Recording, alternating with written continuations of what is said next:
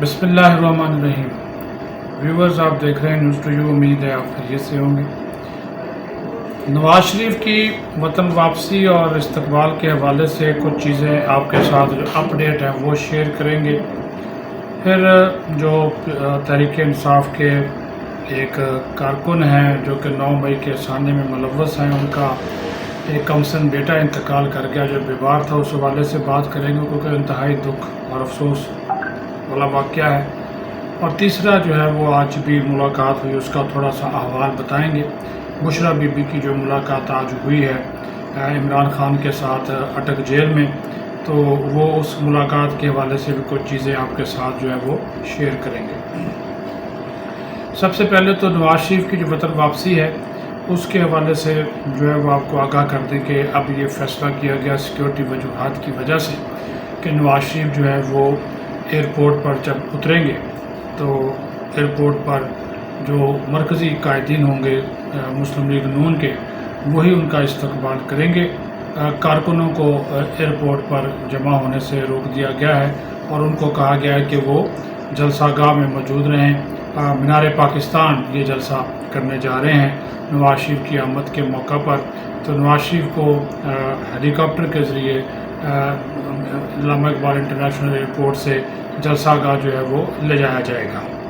اور وہاں پر جو ہے وہ شہباز شریف ایئرپورٹ کے اوپر شہباز شریف، مریم نواز، حمزہ نواز اور مسلم لیگ نون کے جو سینئر قائدین ہیں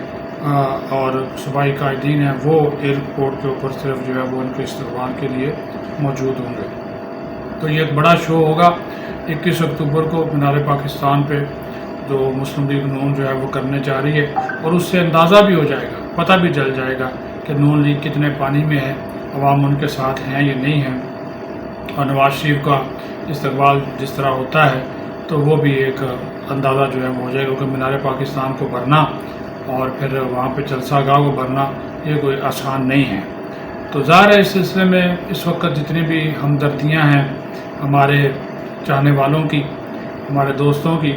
وہ فی الحال تو ہمیں نواز شریف کی طرف ہی دکھائی دیتی ہیں، کیونکہ نواز شریف کے حوالے سے کہا جا رہا ہے کہ وہ نون لیگ اگر حکومت میں بھی آتی ہے تو پھر جو معاشی طور پر جو اس وقت ملک کو مختلف مشکلات کا سامنا ہے، ان مشکلات سے جو ہے وہ چھٹکارا پایا جا سکتا ہے نواز شریف کے آنے سے، اور یہ بڑا فائدہ مند اور جو ہے وہ سود مند جو ہے وہ ثابت ہوگا۔ تو اسی حوالے سے جو نواز شریف ہیں انہوں نے کل جو ایک خطاب کیا ہے، اس خطاب میں انہوں نے بڑی ایک بات کی ہے، تو وہ بھی آپ کے سامنے رکھنا بہت ضروری ہے، کیونکہ انہوں نے جو بات کی ہے نواز شریف میں بڑی اہمیت کی حامل ہے۔ کل انہوں نے جو ورکرز والا اجلاس کیا، اس اجلاس کے ساتھ ساتھ جو ہے وہ انہوں نے ایک چیز جو ہے وہ واضح طور پر جو ہے وہ کہی، اور اس چیز کا جو ایک طور پہ یہ بات کرنا کہ انہوں نے یہ کہا کہ یہ نہیں ہو سکتا کہ ہر چیز کو جو ہے وہ ہم بھول جائیں اور کہیں کہ جی آگے بڑھیں، کہ مٹی ڈال دو اور ہم جی آگے بڑھتے ہیں، ایسا نہیں ہو سکتا۔ معاملے کو منطقی انجام تک پہنچانا ہے، اور خاص طور پر انہوں نے کہا کہ پہلے وہ لوگ قوم کو معلوم ہونا چاہیے کہ اس کے مجرم قوم ہیں، قوم ان کو جو ہے معاف نہیں کرے گی۔ پھر انہوں نے کچھ لوگوں کا نام لیا باقاعدہ طور پہ، تو انہوں نے کہا کہ یہ جو لوگ ہیں، خاص طور پر انہوں نے کہا general retired Qamar Javed Bajwa, general retired یہ فیض حمید، یہ آصف سعید کھوسہ، ثاقب نثار اور ان کے یہ جو حواری، تو انہوں نے کہا کہ یہ وہ لوگ ہیں جنہوں نے پاکستان کے ساتھ جو ہے وہ بڑی جو ہے وہ بدیانتی کی، اور ان کے ساتھ جو اعلی کار تھے ان کے سب کے انہوں نے کہا کہ ان کو معاف جو ہے وہ نہیں کیا جا سکتا، اور ان کے حوالے سے انہوں نے کہا کہ یہ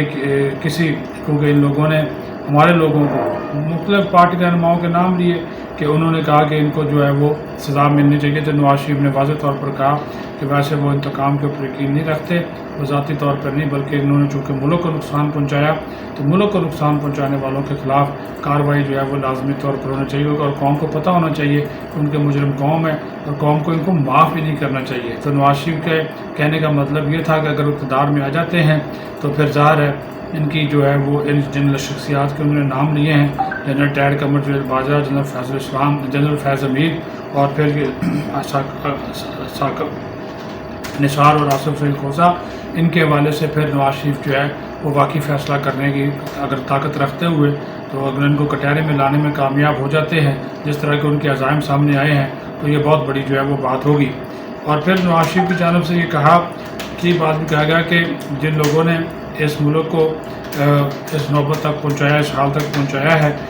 وہ اس سے بڑا جو ہے وہ جرم کسی نے نہیں کیا، اور 25 کروڑ عوام کو ملک کے ڈیفالٹ کے کنارے پر لا کر کھڑا کر دیا ہے۔ اور یہ بھی انہوں نے کریڈٹ لینے کی کوشش کی، انہوں نے کہا کہ اگر پی ڈی ایم کی حکومت نہ ہوتی، اگر پی ڈی ایم ریاست نہ بچاتی تو آج پٹرول جو ہے وہ 1000 روپے لیٹر ہوتا۔ تو ہم نے اپنا سیاسی سرمایہ لگا کر پاکستان کو ڈیفالٹ سے بچایا ہے۔ تو ابھی بھی انہوں نے کہا کہ لیکن انہوں نے کہا کہ جو قوموں کے ساتھ بددیانتی کی گئی، جو اس قوم کے ساتھ بدسلوکی کی گئی، جو اس قوم کے ساتھ قوم کا خزانہ ان لوگوں نے لوٹا گیا، تو انہوں نے کہا کہ ان کو تو اللہ تعالیٰ بھی معافی نہیں دے گا۔ تو اب بھی انہوں نے کہا کہ میں جب آؤں گا تو پھر اب پورے ملک کے اندر احتساب کا ایک عمل بھی شروع ہوگا، اور جن لوگوں نے یہ پاکستان کو برا دن دکھایا ہے تو ان کا انہوں نے ایک اعلان کر دیا کہ وہ اقتدار میں آ کر کس کس کو نہیں چھوڑیں گے۔ یہ بڑا انہوں نے ایک واضح طور پر جو ہے وہ میسج دیا ہے۔ اب تھوڑی بات کریں گے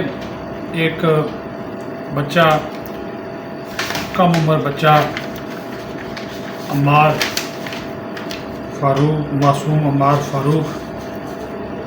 یہ بچہ بیچارہ انتقال کر گیا۔ اس کی تصاویر، اس کی دست خاکی کی تصاویر، تو بڑا دل اس پہ دکھی ہوا، رنجیدہ ہوا۔ دکھی اور رنجیدہ اس وجہ سے ہوا کہ بچے، ایک طرف ہم کہتے ہیں کہ بچے غیر سیاسی ہوتے ہیں، لیکن انہیں بچوں کو ہم اپنی سیاست کے لیے استعمال کرنے سے بھی باز نہیں آتے۔ انہیں بچوں کو ہم اقتدار کی بھوک میں ان سے زندگی چھین لیتے ہیں، اور اس معصوم عمار کی جو روح ہے وہ بھی تڑپ تڑپ کر ہم سے یہی سوال پوچھتی ہے کہ میرا کیا قصور تھا، میں تو معصوم تھا، لیکن میرے ساتھ ایسا کیوں کیا گیا؟ میرا علاج کیا کسی اچھے اسپتال میں نہیں ہو سکتا تھا؟ کیا شوکت خانم کے ڈاکٹرز میرے لیے نہیں آ سکتے تھے؟ کیا دیگر جو جدید ترین ہسپتال ہیں وہاں پہ میرا علاج نہیں ہو سکتا تھا؟ نیازی ہو یا کوئی اور ہو، کیا وہاں پہ کیا ان لوگوں کو نہیں چاہیے تھا کہ وہ مجھے بلی نہ چڑھاتے؟ اور کتنے لوگ ہوں گے، کتنے معصوم بچے ہوں گے کہ ہم ان کو سیاست کی بھینٹ چڑھاتے ہیں، اپنی سیاسی مقاصد کے لیے استعمال کرتے ہیں۔ یہ نہیں ہونا چاہیے، اور الفاظ نہیں ہیں کہ جس عمار فاروق سے زندگی چھینی گئی، اس کو معصوم آدمی تھا، وہ تو کھیلنے پڑھنے کے اس کے دن تھے، اور وہ بیچارہ قبر کی گود میں جا پہنچا۔ اس کے ذمہ دار ہمارے سیاسی لیڈرز ہیں جو اپنی انا اور اپنی ذات کو مقدم سمجھتے ہیں، اور اس کے لیے کسی کی جان کی قربانی کی بھی پرواہ نہیں کرتے۔ بشریٰ بی بی آج اٹک جیل میں ملی ہیں، عمران خان سے پھر گھنٹہ 1.5 گھنٹہ کی ملاقات ہوئی ہے۔ ان کی پسند کے کچھ کھانے بھی لے کر گئی تھی، کچھ کتابیں بھی لے کر گئی تھی۔ خان صاحب نے پھر گلے شکوے کیے ہیں کہ اب تو 2 مہینے ہونے کو ہیں،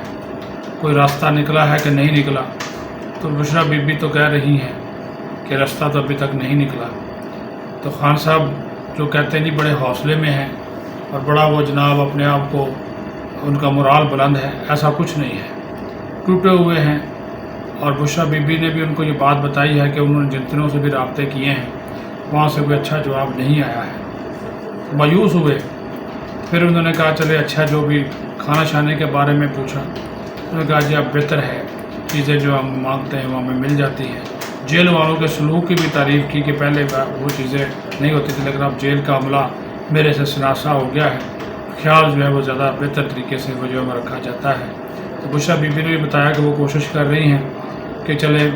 جنات تو فیل ہو گئے، موکل بھی فیل ہو گئے، تو اب کسی اور طریقے سے کسی کا منترلا کر کے آپ کو یہاں سے نکالیں۔